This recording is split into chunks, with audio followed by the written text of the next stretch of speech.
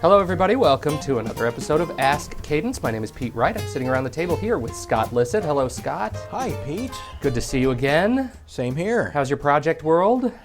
Excellent. Outstanding. And John Patton. Hello, John. How was the dentist? It was just fine, Pete. Did you really have him do crowns with no painkiller? Yes, I did, because all they had to do was put them on. I can't. I actually need painkiller just to walk in the door. We were at the recording dentist's this office. morning, and so I didn't want to be talking through a numb mouth. Well, more power to you for getting through that. I think that also shows that project managers do need to have a high pain threshold. Oh, Scott, there you that's go. See? beautiful. Yes, Just wrap it right back in. Comes We're with done, the ladies and territory. gentlemen. We are out of here. Thank you for joining us. The topic today, Scott, I think you brought this one to the table, something that you've been dealing with. The issue here is about project control. And I think the big question is this. What information do you need as a project manager flowing into you about the project in order to both know what's happening on the project and how to make corrective action?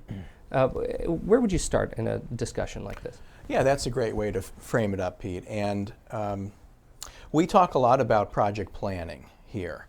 And it is important to anticipate as much as you can when you're developing the project plan.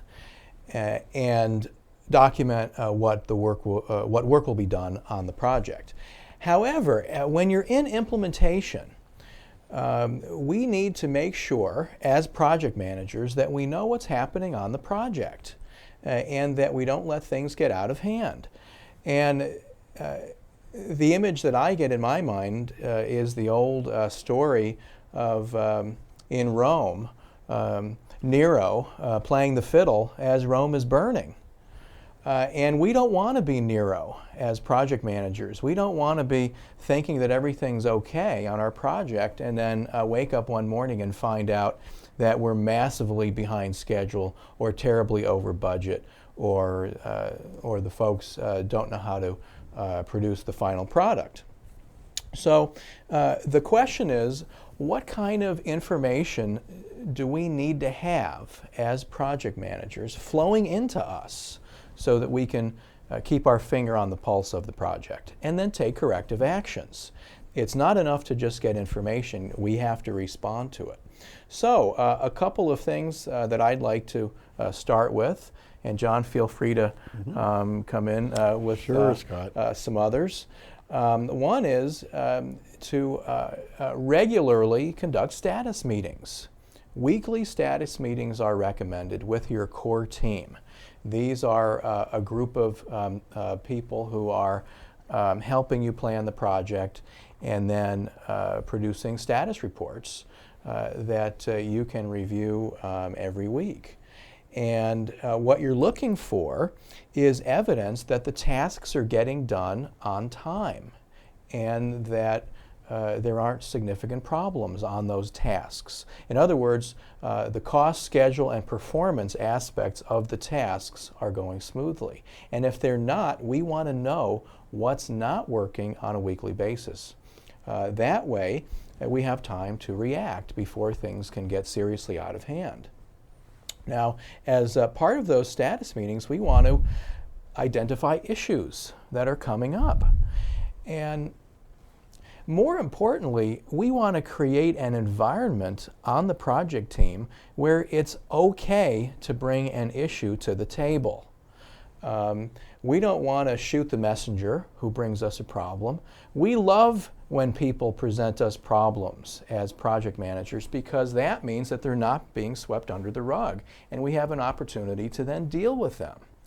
Okay, so we want to have people bring us issues that they're concerned about that are impacting task work. Well, and sure, and more than just sweeping them under the rug. Problems represent activity.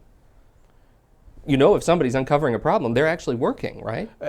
You bet. In many cases. You bet, because if nobody's doing anything, then there's no problems. Then there are no problems, right? That's right. sort of the dangerous corollary. That's right.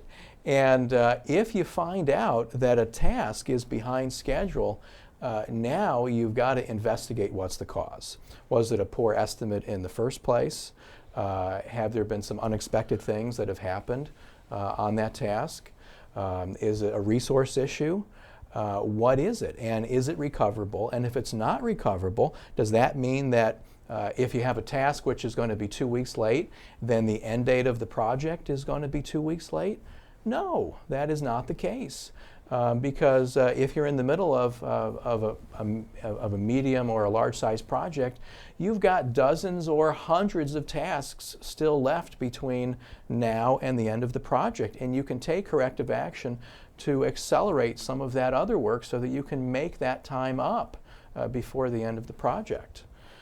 So whatever the cause of the issue or the problem, then corrective action needs to be taken. Have a discussion with a functional manager if it's a resource issue or if it's a technical challenge. Change control is another part of this. Maybe some of the problems are coming up because stakeholders want to change the scope of the project in the middle. Does that ever really happen? Oh no! I mean, let's be straight. That never happens. Nobody ever wants to change No. a project in the middle. No. And there's always just one stakeholder, so you know. And if you don't have a clear method for dealing with changes, then that can cause the project to get out of control.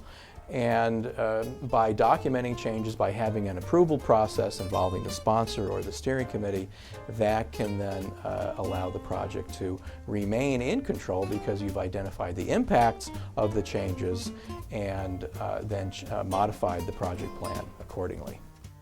Join us next week where we pick up right where we leave off today, taking on risk, status, and keeping your project information flowing smoothly while you're in the thick of project work.